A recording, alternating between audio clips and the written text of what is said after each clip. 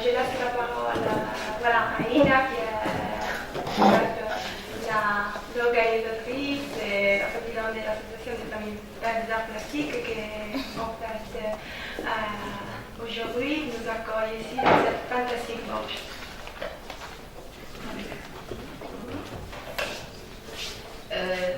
Bonjour, correction, je ne suis pas organisatrice, je suis co-organisatrice parce que l'organisation s'est faite avec Gaia Toski. Moi-même, notre association et Gaia Toski. Alors, je vais juste en quelques mots vous souhaiter la bienvenue, vous remercier d'avoir répondu à notre invitation. C'est vrai que c'est une invitation... C'était pas une invitation ouverte, elle est ciblée vers les spécialistes du patrimoine, les propriétaires, surtout. Et voilà, je remercie nos amis italiens d'avoir répondu à cette invitation. Je remercie M. Juanes Mahler, représentant de la déléguée régionale de la culture et de la sauvegarde du patrimoine. Et je remercie également écoutez, je vieillis, je ne retiens plus les noms. Sergia Bellomi, président de l'association Patrimoine et responsable dans l'ASM, l'association de sauvegarde de l'Argentina. Écoutez, voilà, juste quelques mots. Les circonstances de cette rencontre, c'était SOS Bourgeoisie l'an dernier. Madame Gaia Toski a assisté. Elle a trouvé que ce projet-là irait très bien dans un circuit culturel à Perugia, puisqu'à Perugia il y a beaucoup de résidences anciennes. Et bien sûr, au fil des conversations, nous nous sommes rendus compte que Sfax souffre beaucoup de la menace et de manque de restauration. Et finalement, la proposition est venue d'inviter un groupe de propriétaires à faire un projet d'association des propriétaires des demeures anciennes qui peut-être feront encore plus dans le domaine de la valorisation du patrimoine, non seulement à Sfax, mais aussi en Tunisie. Je vous souhaite une agréable matinée et je cède la parole à mon amie Gaia. Merci beaucoup. Alors,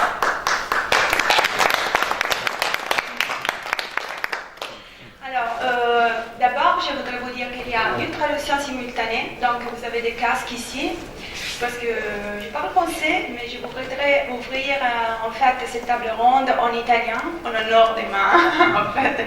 Savary, consul honoraire de France et responsable de la Maison de France à Sfax. Bienvenue, bonjour. E che negli ultimi giorni ha dedicato tempo, energia e anche fatica qualche volta per scoprire un patrimonio sconosciuto in Italia, ma anche in Tunisia, perché mai aperto al pubblico e ha avuto anche modo di conoscere i suoi proprietari. Questo è il punto di arrivo oggi di questo viaggio, la destinazione finale, Sfax. Ma a mio avviso questo è anche allo stesso tempo l'inizio di uno scambio più ampio e ambizioso tra persone alla pari, associazioni, proprietari di dimore storiche, esperti del settore, che sono tutti congiuntamente impegnati nella salvaguardia di beni culturali spesso negletti, nascosti, ma molto ricchi di memoria, storia, arte, cultura, sia in Italia sia in Tunisia. E queste sono ancora una volta, lo ripeto, le dimore storiche, che è il tema portante di questa tavola rotonda. C'è un obiettivo comune in questo incontro, un filo rosso, un fil rouge, come si dice in francese, si collega la Tunisia con l'Italia. Ed oggi questo fil rouge in questa sede, in questa tavola rotonda, è la volontà, la passione, la competenza e l'esperienza maturati da molti individui che hanno poi deciso di associarsi e che sono proprietari o gestori di residenze d'epoca, che hanno deciso di condividere il patrimonio, il proprio patrimonio, che poi, a cui è ispirato il titolo di questa iniziativa, Patrimoine Partagé. In questo caso delle case, delle residenze, delle dimore storiche, ma anche in senso immateriale, la storia ad essa legata.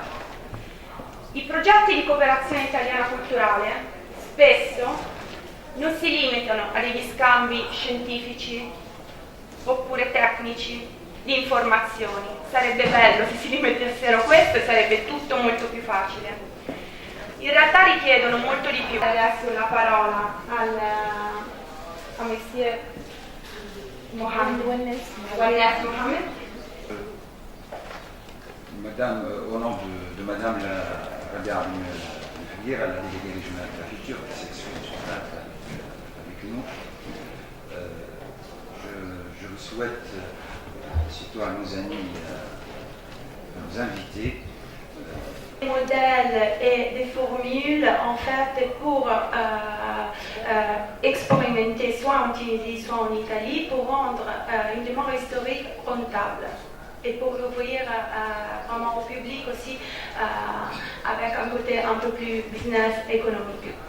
Donc, je voudrais maintenant laisser la parole à la première intervenante que je voudrais vous introduire. C'est Madame Clara Caucci. Clara Caucci est d'abord une architecte spécialisée en fait dans la restauration des demeures historiques. Elle est l'ancienne présidente de l'ARCI, de l'association des demeures historiques de la région en fait d'Ombrie en Italie, et elle est aussi le consul honoraire d'Espagne en Italie. Alors, je laisse la parole à Madame Caucci. Ho sentito parlare di gruppi che naturalmente hanno il desiderio di creare quella continuità con il passato che è fondamentale, perché senza memoria non c'è futuro, e quindi ci sentiamo veramente a casa, perché credo che parliamo e possiamo parlare ancora anche dopo, successivamente dopo questo incontro, un linguaggio comune. Quindi vi ringrazio perché saremo molto addolorati di lasciare questo paese, siamo stati da subito molto bene. E devo dire che torneremo ad una condizione che veniate presto voi a farci visita. Allora volevo dare inizio sempre aprendo un'altra parentesi, ringraziando effettivamente tutti gli amici che ci hanno ospitato nelle loro case, che ci hanno fatto trovare dei cibi straordinari, sicuramente cucinati, così la creazione di nuovi capolavori. È una delle grandi sfide del terzo millennio. Siamo pronti, mi raccomando. Teniamoci stretti perché il terzo millennio, chissà. Lo Stato si impegna 45.000 castelli e giardini, 35.000 dimore storiche, 2.000 siti archeologici e 3.500 musei tra pubblici e privati. Possiede oltre il 60% del patrimonio culturale dell'intera umanità. Dall'antichità ad oggi tutto il popolo italiano, dai modesti manovali agli illustri maestri, dagli umili plebei ai grandi principi, ha costruito una nazione che ha fatto della creazione artistica il suo vessillo, la sua bandiera. Se una parte importante dei tesori della nostra arte è accessibile ai cittadini, infiniti altri capolavori sono custoditi presso le dimore storiche di tante famiglie che hanno contribuito a fare la storia dell'Italia. Un duplice problema si pone, quello della conférence. On consacre peut-être un quart d'heure, peut-être plus, 20 minutes, pour la discussion des différentes interventions. Voilà, pour le point d'ordre, je voudrais poser une question à madame. Merci. C'est une très bonne suggestion, on va l'adopter. Oui, on va l'adopter tout de suite. Nous acceptons votre proposition. Je peux vous demander Oui, je l'ai compris, tout le monde a acquiescé. Vous savez, nous, Méditerranéens, nous parlons par le geste. Hein? Il y a toujours le geste qui est là derrière la parole et parfois il se substitue à la parole. C'est ça, c'est un patrimoine immatériel partagé. Oui. Je peux vous demander de vous présenter? Comment? Vous pouvez vous présenter? Ah, oui, je m'appelle Nasser Bakhlouti, je suis ethnologue et j'étais pendant une dizaine d'années le responsable du patrimoine dans le sud-est tunisien. J'ai publié un certain nombre de livres et d'articles sur le patrimoine donc, matériel et immatériel. Et je voulais dire une chose, si vous permettez, je prends une minute de plus. Je suis heureux qu'il y ait nos amis, nos collègues italiens à Sfax, parce qu'à mon sens, ça va devenir une tradition. Parce que ce n'est pas la première fois qu'il y a eu des échanges culturels à ce niveau-là avec l'Italie. Entre 2002 et 2005. La ville de Sfax, représentée par l'inspection régionale du patrimoine, a participé à un projet intitulé justement Patrimoine partagé. Sœur Daniel Epine, que vous connaissez certainement. D'ailleurs, il y a une amie qui était là. Il est maintenant expert à l'UNESCO. Donc, ce projet-là, pour nous, consistait à élaborer. Quindi questo le risponderò e a lei risponderò, capirà. Comincio la mia relazione dunque ringraziando innanzitutto Sfax, ringraziando Aida, ringraziando questa associazione che è stata magnifica perché io condivido assolutamente ciò che state facendo e devo ringraziarvi perché ha cresciuto sia la mia conoscenza dei luoghi e della Tunisia sia la conoscenza umana, perché abbiamo avuto un'accoglienza incredibile, grazie. Io sono stata più volte in Tunisia e ho potuto ammirarne la cultura, la bellezza, la civiltà. E devo dire con rammarico che molto spesso questa immagine non è completa. Il presidente Clara Locatelli Cauci von Sauken non è riuscita con la provincia di Perugia, un assessore alla cultura e al turismo illuminato anche lui, hanno creato un protocollo d'intesa per cui hanno fatto sì che insieme sono riusciti ad aprire alcune ville molto belle che poi voi vedrete. Voi vedete questa, ecco, fate scorrere le immagini, abbiamo delle ville che poi vedrete anche meglio e a creare delle visite per gli abitanti dell'Umbria che non le conoscevano, perché abbiamo molte cose che neanche i locali conoscono. Erano ville qui dal l'ha finanziato questo libro la provincia, però lo ha pagato meno perché ne sono state fatte molte copie. La metà le ha pagate la provincia, l'altra metà sono andate in libreria e sono state vendute, per cui il costo del libro è stato poi diviso fra la vendita e naturalmente la provincia. Mi hanno quindi incaricato di fare questo progetto editoriale. Io ho molto riflettuto e anche questo ve lo lascio se vi interessa. E infine l'ultima opera, credo che con ciò tutto il cerchio si chiude ed è finito tutto. Abbiamo creato questo, l'arte del viaggio, che è stato preso prima. Abbiamo fatto un promo che è stato distribuito prima di stampare il libro, abbiamo distribuito questo per capire se avrete potuto avere ancora successo, se poteva essere interessante. Quindi questo ha funzionato, c'era una piccola descrizione anche tradotta in lingue, vedete? Et des petits musées privés. Est-ce que vous pouvez passer ma première fiche?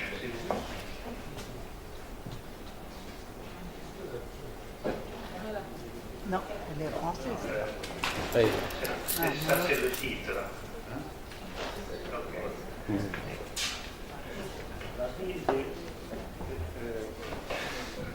Premièrement, je veux vous présenter en 2 mots la ville de Perugia.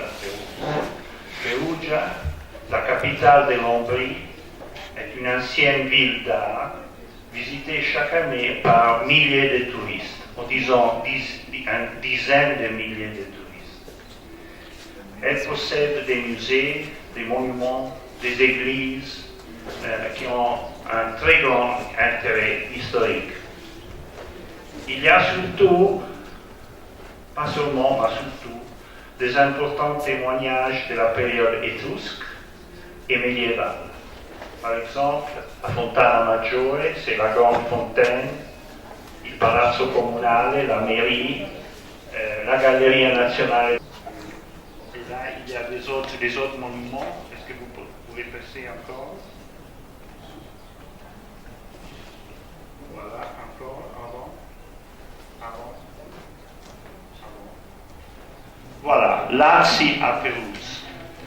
Alors l'ARSI, vous l'avez déjà entendu, c'est l'association des demeures historiques italiennes, Associazione Dimore Storiche Italiane. Et l'ARSI est engagée à protéger des biens historiques qui ont une importance majeure, comme vous avez entendu, du point de vue artistique et culturel.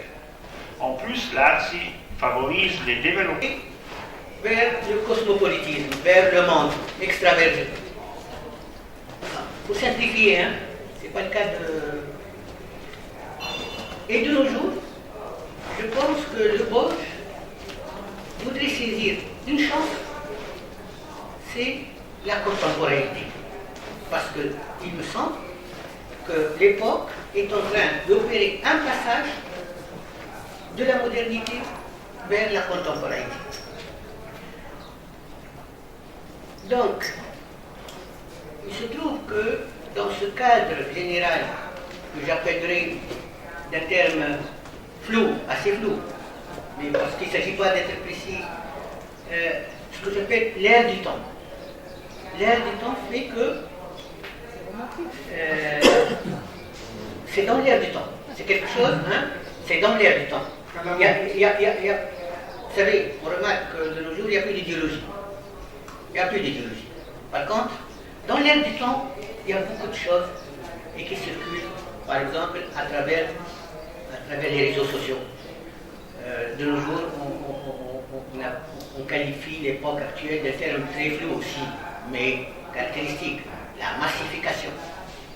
Donc, tout ça, je l'appelle, tout ce charabia, je l'appelle la contemporanéité, qui a un rapport assez ambigu avec la modernité. Avec la modernité, c'était clair, la colonisation, c'était plus ou moins la diffusion autoritaire et systématique de la modernité. Je pense que depuis la décolonisation. Finalement, en quoi ça nous regarde tout ça, vite fait, il s'agit, je pense, il s'agit de repenser l'acte de patrimonialisation. Comment faire que quelque chose soit patrimonial? Pourquoi? Parce que le mal du 19e siècle et du début du 20e siècle, c'était les changements rapides. Même l'Occident a finalement été touché par le malheur qu'il a fait subir aux autres sociétés, au reste du monde. Le changement, comprendre le mondial dans un sens qui n'englobe pas tout le monde. Parce que sinon, hein, voilà, je vais venir vite fait. Et donc, en ce qui me concerne, la Tunisie, je pense quelle est la chance du Bourge dans notre Tunisie, c'est que notre pays est un pays bicéphale. Il participe aux 30% restants dont vous disposez les 70%. La notion même de produit change entre un produit centré sur l'objet, on est en train de concevoir des produits centrés sur le projet.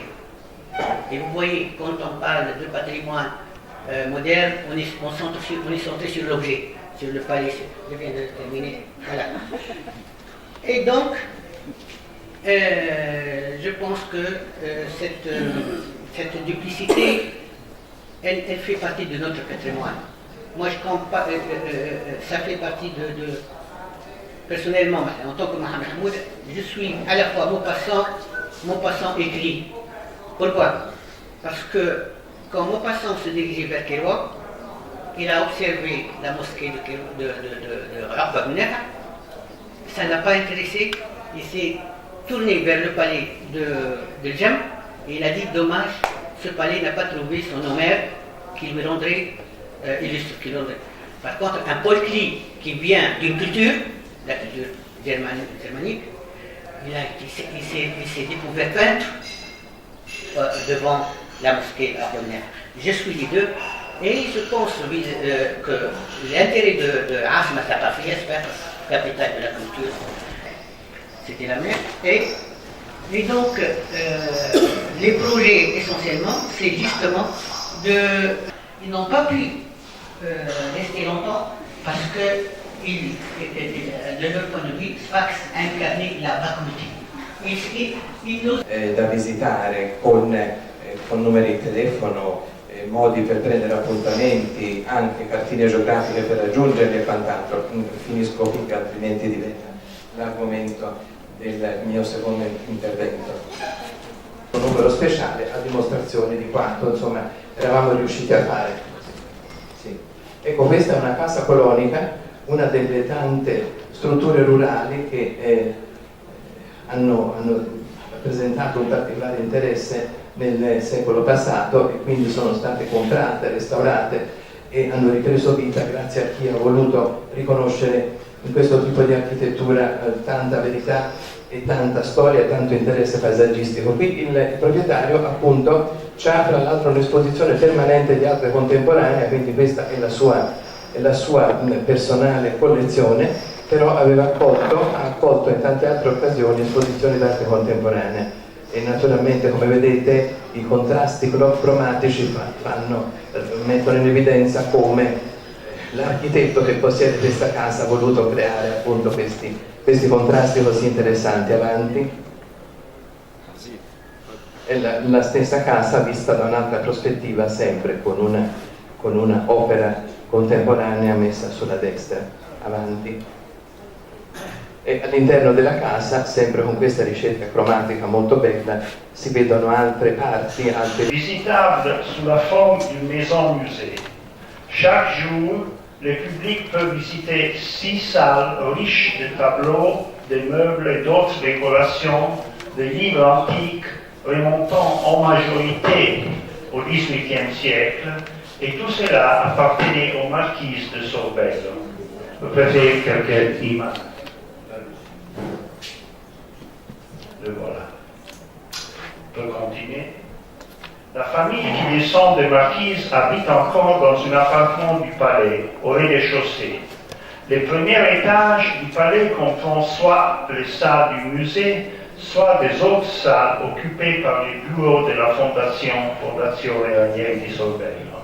Cette fondation gère les musées et organise aussi des initiatives culturelles. Les étages supérieurs du palais sont loués et contiennent des bureaux et des appartements privés. Voilà quelques images. Il y a la façade du palais, il y a la vue panoramique de la terrasse du palais et aussi l'entrée avec la pavimentation en bois pour les carrosses qui devraient entrer. Voilà, alors, il y a des salles, les salles plus attractives sont la salle Charles III. Charles III, c'était le roi d'Espagne qui est passé de là, il s'est fermé dans ce palais, et là, on a intitulé la salle à son nom. Et puis il y a la salle Diomède et la salle Ugolino, ce sont deux personnages de la famille qui ont collectionné en fait beaucoup des objets qui sont montrés. Encore. Voilà, la salle Charles III, c'est la plus grande. Voilà, encore. Ici, il y a aussi la bibliothèque, dans la salle Diomède, la salle Ugolino avec les porcelaines. Voilà, la création de la maison musée. Les palais Sorbello avaient déjà une très longue tradition d'être fréquentés par les érudits, grâce à son importante bibliothèque qu'on pouvait visiter après invitation déjà pendant le 19e siècle. Aujourd'hui, la bibliothèque est ouverte au public pendant les horaires d'ouverture de la Fondation Ranieri di Sorbello. Ici, il y a une partie de la bibliothèque. La Fondation Ranieri di Sorbello a été créée en 1995. Elle a permis de réorganiser les collections, de cataloguer les livres de la bibliothèque et de réaliser une série de petites expositions. Voilà certaines images de notre activité. L'inauguration de la maison musée. En 2010, on a ouvert la maison musée qui comprend des salles au premier étage du palais, comme je disais, c'est-à-dire l'étage noble. On peut le visiter seulement avec un guide et un petit groupe, pas plus de 20 visiteurs parfois. Les visites sont en italien ou en anglais. Il y a aussi des fiches illustratives traduites dans d'autres langues, aussi en français et en allemand, pour faciliter la visite. Sfaxienne, il n'y a pas. Quoi, Sfaxienne, non. On peut ajouter peut-être. Alors, ça, ce sont des salles. Voilà, une image d'une visite guidée. Voilà, certains problèmes qu'on a dû résoudre. Deux catégories de problèmes se sont posés. Le premier, comment transformer des salles privées en espace du musée. Et deux, comment trouver le juste équilibre entre une résidence privée, ce qu'était une résidence privée, et le musée. Et d'autres questions qu'on a dû poser. Au cours de la création d'un musée, on a dû aborder des problèmes liés aux lois italiennes et européennes en ce qui concerne la sécurité. La sécurité, c'est-à-dire équipement de lutte contre les incendies, les salles de bain pour les personnes handicapées, signalisation dans toutes les salles. Et là, on a fait un effort pour entrer dans les lois et les règlements. On a choisi de ne pas mettre des panneaux d'information sous les ouvrages de la maison musée e au più le guide soulignent le economico del patrimonio storico-architettonico dell'economia del paese. Il grosso problema che c'è di queste dimore storiche, sia esse grandi o piccole, credo che è sempre il grosso peso che esse sono per i proprietari. Proprio durante questo convegno si è cercato di sviluppare il tema che opportunamente gestite possono non solo non essere più un onere, ma addirittura diventare una risorsa sia per il proprietario sia anche per lo Stato. Dunque parliamo dell'esperienza Umbra. Diciamo che in Umbria la situazione è molto variegata delle dimore storiche, ve l'ha già fatta vedere la nostra bravissima giornalista e Clara anche, scusate mi vengono i nomi, non mi vengono i cognomi in questo momento, io però volevo fare un brevissimo excursus, come posso dire, storico, per far vedere che le dimore storiche in realtà in Umbria vanno dall'anno 1000 fino addirittura ai giorni nostri.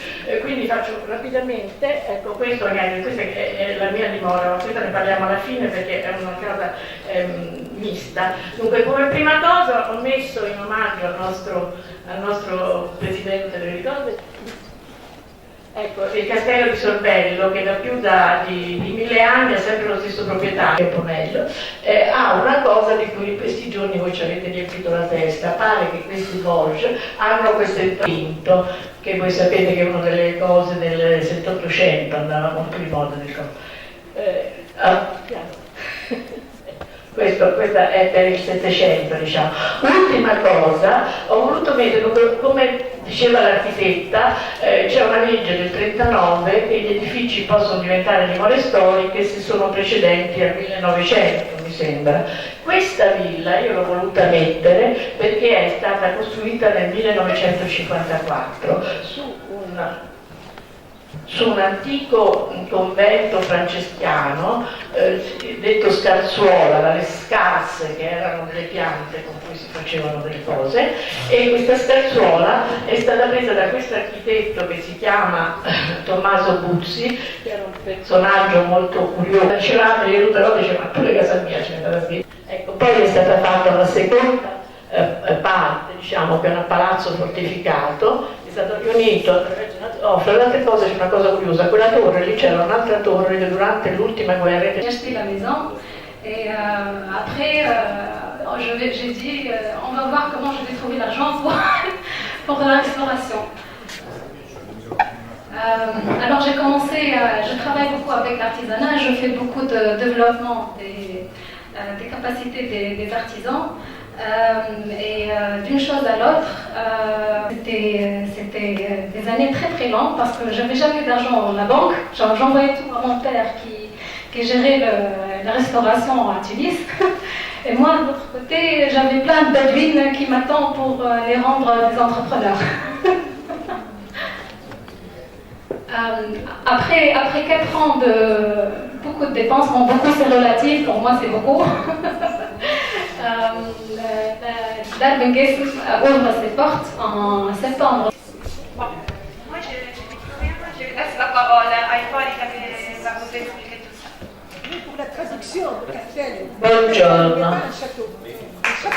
I tipi, ad esempio diciamo subito che una delle cose con cui si può impegnare, e vedo che fate anche voi perché la mia padrona di casa credo che stia organizzando un matrimonio per il proprio figlio, ma questo si può fare anche a pagamento per i figli degli altri, dentro il proprio cortile, dentro la propria casa, oppure organizzare convegni, oppure affittare per film, per affittare per fiction, cioè c'è tutta una serie di attività ricettive su cui noi possiamo contare, perché è vero intorno, perché ci sono delle regole abbastanza precise rispetto all'agriturismo, e una delle regole principali è quella, ad esempio, che intorno a questa casa ci siano almeno, perlomeno per la legge italiana, poi ognuno fa le leggi come gli pare, ovviamente secondo le caratteristiche del proprio territorio, però ci siano almeno 5 ettari.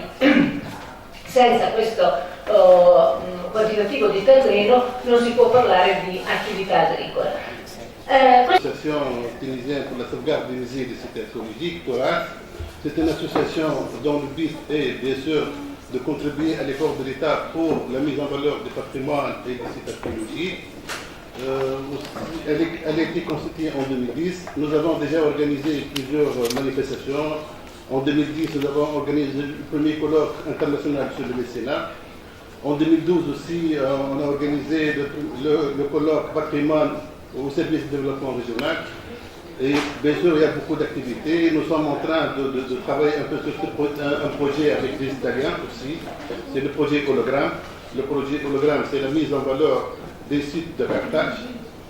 C'est avec des financements européens, avec l'Agence de protection du patrimoine. Bon, c'est vrai, c'est difficile effectivement de vous parler parce que sincèrement, ce que j'ai entendu aujourd'hui, c'est un monde rêveur, un monde merveilleux, un monde d'art, d'artistes, tout ça. Et comment rapprocher un peu ce monde-là avec un monde farouche.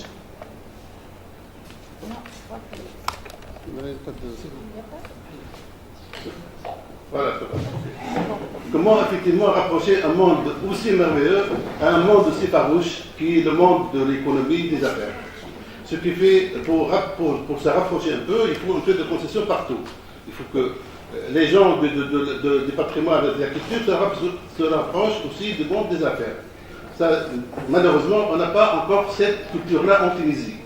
Ce qui fait, j'ai milité pour ça depuis 2008 sur le mécénat. Et maintenant, nous avons un petit cadre fiscal sur le mécénat. Bon, pour parler un peu du mécénat, sur le mécénat, qui différencie le mécénat du sponsoring. Le mécénat permet à une entreprise de renforcer l'image de marque de l'entreprise. Ce n'est pas comme le sponsoring. Le sponsoring, il permet de mettre en valeur un produit, voilà, de lancer un produit. C'est complètement différent. Ce qui fait, je crois que le mécénat est beaucoup plus noble pour les entreprises. Surtout pour le groupe des entreprises en Tunisie. Depuis maintenant, nous avons 60 ans d'indépendance. Nous avons pu créer des groupes qui se respectent et des groupes maintenant qui doivent être proches de leur environnement culturel et social. Bon, il y a trois sortes de mécénat. Il y a le mécénat financier qui consiste à donner de l'argent. Il y a aussi le mécénat en nature. Le mécénat en nature, c'est qui consiste à donner en nature des matériaux ou des biens à l'association. Ou bien sûr, il y a le mécénat de compétences. Le mécénat de compétences, c'est effectivement mettre à la disposition des compétences à la disposition d'un projet ou d'une association.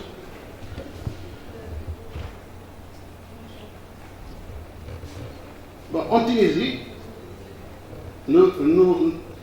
en Tunisie depuis l'année dernière, depuis 2014, par la loi de finances complémentaire de 2014, nous avons mis en place un cadre fiscal pour le mécénat.